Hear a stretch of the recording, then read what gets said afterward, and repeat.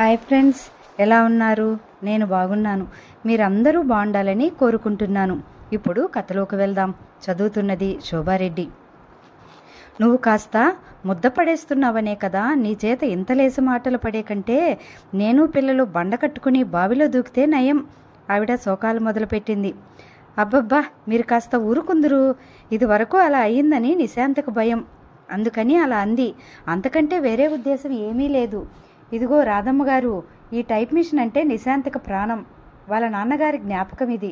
మీకు మాత్రం విలువ ఉండదా? అది మీ వారి జ్ఞాపకం కూడా కదా అంటూ అనునయించాడు. అలా చెప్పు నాయనా, అలా చెప్పు. ఎంతసేపు ఆయన తన నాన్నగారే అనుకుంటుంది. నాకు మొగుడు అని, నా పిల్లలకు తండ్రి అని అనుకోదు. అదేగా మా గోల ఇంట్లో. ఎంత మాట అన్నారండి. మిమ్మల్ని తనవారు అనుకుంటుంది. మీరు కూడా నిశాంత మీ అమ్మాయి అనుకుంటే మీ మధ్య ఇంత గొడవలు రావండి అన్నాడతను నిర్మోహమాటంగా. ఏమన్నావు అంది రాధమ్మ.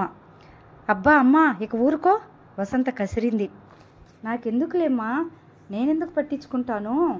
రాధమ్మ వంటింట్లోకి వెళ్ళబోతూ జ్యోతితో, ఎంత మాట అన్నావయ్యా? నిశాంత నా కూతురు కాదా? నేను అనుకోనా? ఇదిగో నీలాంటి వాళ్ళు వచ్చి ఇలా నూరు పోస్తుంటే ఆ మహాతల్లి తల్లోకి ఎక్కించుకుని నా మీద ఎగురుతూ ఉంటుంది. నేను వేరేగా అనలేదండి. జ్యోతి మొత్తుకున్నాడు. నువ్వు ఏ ఉద్దేశంతో అన్నావో నాకు బాగా తెలుసులే. అది కాదండి. నిశాంత టైప్ చేసింది. జ్యోతి, ఇక ఊరుకో ప్లీజ్. జ్యోతి అది చూడగానే మౌనం వహించాడు. నిశాంతకు చాలా సంతోషంగా అనిపించింది. అచ్చు తండ్రి ఉన్నప్పుడు మౌనంగా మాట్లాడినట్టే ఉంది. నిశాంత టైప్ చేయటం ఆపి అతని వైపు తిరుగుతూ అంది. జ్యోతి, నువ్వు వచ్చి ఎంతసేపు అయిందో ఏమిటో, నేను కాఫీ కలిపి తెస్తాను అంది లేస్తూ. వద్దు, ఆగు, నీకు ఇంకో వార్త అన్నాడు జేబులో నుంచి కాగితం ఇస్తూ. ఏమిటి అంది. చూడు అన్నాడు. నిశాంత ఆ లెటర్ చూసింది. ఢిల్లీ నుంచి పర్వతారోహణ బృందం కమిటీ పంపిన ఉత్తరం అది. 2 వారాల పాటు ఒక జట్టు కాశ్మీర్ వెళుతోందట. అందులో సభ్యుడైన జ్యోతిని 14వ తేదీ నాటికి ఢిల్లీలో ఉండమని తెలియజేస్తున్న ఉత్తరం అది. ఇదేమిటి, అయితే వెళ్ళిపోతావా అంది. ఇది 4 నెలల క్రితం నుంచి ప్లాన్ చేస్తున్నాం. ప్రయత్నాలు ఇప్పటికీ పూర్తయినాయి అన్నాడతను ఉత్సాహంగా. అప్పుడే అతని కళ్ళు శూన్యం లేక చూస్తున్నాయి. అతని శరీరం మాత్రం ఇక్కడుందని, మనసు ఇక్కడి నుంచి వెళ్ళిపోయి ఏ కొండల అంచుల వెంటో పైకి అధిగమిస్తోందనే నిశాంతకు తెలుస్తూనే ఉంది. ఎప్పుడు ప్రయాణం? టికెట్ దొరకగానే మంగళవారం లోపల రైలు ఎక్కి తీరాలి. అతను నిశాంత చేతుల్లో ఉత్తరం తీసుకుని మళ్ళా చదువుకున్నాడు. అది మడిచి జోబిలో పెట్టుకుంటూ, నిశా, కాఫీ ఇస్తానన్నావుగా, చప్పు నీవు. తెలిసిన ఒక ఫ్రెండ్ ఉన్నాడు. ఈ టికెట్ సంగతి కనుక్కోవటానికి వెళ్ళాలి. ఇంత తక్కువ వ్యవధిలో ఇంకోసారి రిజర్వేషన్ దొరకదు. అప్పుడే ప్రయాణపు తొందర కనిపిస్తూనే ఉంది. ఇప్పుడే ఒక్క క్షణంలో వస్తా. నిశాంత లోపలికి పరుగుదీసింది. పాలు వేడి చేసి పూర్తి వేడి కాకుండానే అదరాబదరాగా దింపి నెస్కేప్ వేసి పంచదార వేసి తీసుకొచ్చింది. జ్యోతి వెళ్ళిపోతాడంటే ఏమిటో కంగారుగా ఉంది. అతను తన ప్రయాణం గురించి ఎప్పుడో ఉత్తరం వస్తుందని అంటూనే ఉన్నాడు. కానీ ఇంత హఠాత్తుగా, ఇంత తొందరగా ఆకాశంలో నుంచి ఊడిపడ్డట్టు వచ్చేస్తుందని అనుకోలేదు. నిశాంత కంగారు, ఆందోళన, భయం మనసంతా దట్టమైన మబ్బుల్లో వచ్చి కమ్ముకుంటున్నాయి. కాఫీ జ్యోతికిచ్చింది. జ్యోతి, ఏమిటో టైప్ మిషన్ మళ్ళా పొందాను అనే ఆనందం, నువ్వు వెళ్ళిపోతున్నావనే వార్త, ఈ 2 ఒకేసారి నా మనసేమిటో అయోమయంగా ఉంది అంది. ఈ ప్రయాణం గురించి నేను చెప్తూనే ఉన్నానుగా నిశా అన్నాడు. అవుననుకో. సారీ, కాఫీ వేడి లేదు కదూ? లేదు, హిమాలయాల పేరు వినగానే కాఫీ కూడా చల్లబడిపోయింది అన్నాడు నవ్వుతూ. మళ్ళీ వేడిగా తీసుకురానా అంది. వద్దు. అతను కాఫీ తాగి కప్పు టేబుల్ మీద పెట్టేసి లేచాడు. నేను వెళతానిక అన్నాడు. నిశాంత ఒక్క నిమిషం అయోమయంగా చూస్తూ, వెళ్ళిపోతున్నావా జ్యోతి అంది. ఊరు వెళ్ళిపోవటం లేదమ్మా, మా ఫ్రెండ్ దగ్గరికి వెళుతున్నాను అన్నాడతను. నిశాంత కళ్ళ ముందు చేయి ఆడిస్తూ నిశాంత తెప్పరిల్లు చూసింది. అతను వెళ్ళి చెప్పులు వేసుకుంటే వెనక నుంచి తను వస్తూ, జ్యోతి ఒక క్షణమాగు, నేను వస్తున్నానంటూ బ్యాగ్ తీసుకుని పరుగున అతను వెనకే వస్తూ వెనక్కి తిరిగి, పిన్ని, నేను జ్యోతితో వెళుతున్నా, ఇప్పుడే వస్తా అని పద అంది. నేను నా ఫ్రెండ్ దగ్గరికి వెళ్తున్నా అన్నాడతను. ఎక్కడికైనా వెళ్ళు, నేను నీ వెంటే వస్తాను. ఏమీ మాట్లాడును, నీ వెంటే ఉంటాను. జస్ట్ అంతే జ్యోతి, నువ్వు వెళ్ళిపోతున్నావుగా. అతని చెయ్యి పట్టుకుంది. నువ్వు రైలు ఎక్కే వరకు నేను నీతో కలిసి ఉంటాను. నువ్వు వెళితే మళ్ళీ ఎప్పుడు కనిపిస్తావో ఏమిటో. నిశాంత చేతివేళ్లు జ్యోతి చెయ్యి మీద బిగుసుకున్నాయి. ఆ స్పర్శ అతనికి బాగానే తెలిసింది. నిశాంతకు తండ్రి పోయాడు. ఈ తరుణంలో తను దగ్గర ఉన్నాడు. తను వెళ్ళిపోతే ఆమె ఒంటరితనంతో బెంబేలు పడుతుందని అతనికి బాగా అవగాహన అయింది. పద అన్నాడు. ఇద్దరూ వెళుతుంటే వెనక నుంచి వచ్చిన రాధమ్మ చోద్యంగా బొగ్గ నొక్కుంటూ చూసింది.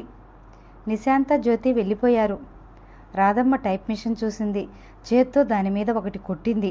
ఇందుక ఈ జ్యోతి అన్నిసార్లు ఎవరికమ్మారు అని ఆరాలు తీసి నా ప్రాణం తీసినట్టు అడిగాడు. మళ్ళా ఎంత కొని తెచ్చాడో ఏమిటో. అయినా నా బొంద కాకపోతే ఈ డబ్బు ఈ పాడుపెట్టి మీద తగలేకపోతే ఓ గాజో గొలుసో కొని ఇవ్వకూడదు. అంతా విపరీతం కాకపోతే అంది. పోన్లే అమ్మా, మళ్ళా నీ అవసరానికి అమ్మటానికి మళ్ళీ పనికి వస్తుందిలే. బాగు చేయించినట్టున్నాడు. ఈసారి నీకు ఇంకా డబ్బు ఎక్కువ వస్తుందిలే అంది వసంత. అక్క చెప్పిందిగా, అది ముట్టుకుంటే చంపేస్తానని అన్నాడు రవి. అంత డబ్బున్న ఆ బంగారు తండ్రి ఆ పృథ్వీని వదిలి ఈ అంట్ల చెవలాయి వెంటపడుతుందేమిటి? వెరిమాలోకం కాకపోతే అంది రాధమ్మ విసుగ్గా. అమ్మా, జ్యోతిని అంట్ల చెవలాయి అన్నావని నేను అక్కకి చెబుతాలే అన్నాడు రవి. చంపి పాత్ర వేస్తా చేయి ఎత్తుతూ అంది. అమ్మా, అంత కష్టం ఎందుకే? 4 రూపాయలు సినిమాకి వెళ్ళటానికి డబ్బులు ఇవ్వు, చెప్పను అన్నాడు. రాధమ్మ గత్యంతరం లేని దానిలా ఇచ్చింది. వాడిని ఇలాగే లంచాలు ఇచ్చి పాడు చెయ్యి, పెద్దయిన తర్వాత అందరినీ బ్లాక్మెయిల్ చేసి బ్రతుకుతాడు అంది వసంత కోపంగా. ఏడిశాడు ఎదవ అంటుండగానే వాకిట్లో కారు హారని వినిపించింది. రాధమ్మ తొంగి చూసింది. పృథ్వీ కారు ఆపి దిగి వస్తున్నాడు. ఆవిడ ముఖం చాటంతయింది. జ్యోతి ఉన్నాడా అండి అంటూ వచ్చాడు. లేడు నాయనా, ఇప్పుడే అతను నిశాంత బయటికి వెళ్ళారు. నిశాంత్ కూడా వెళ్ళిందనేసరికి అతడి ముఖంలో అసంతృప్తి, ఆశాభంగం తెరగా రాబోయి అంతలో మాయమైంది. ఎంతసేపటికి వస్తారు? నాకేం తెలుస్తుంది బాబు, నాకేమన్నా చెబుతారా పెడతారా? ఒసే వసంత, అలా మొద్దులా నిలబడతావేమిటి? ఆ కుర్చీ ఇలా వెయ్యి. రాధమ్మ కసిరింది.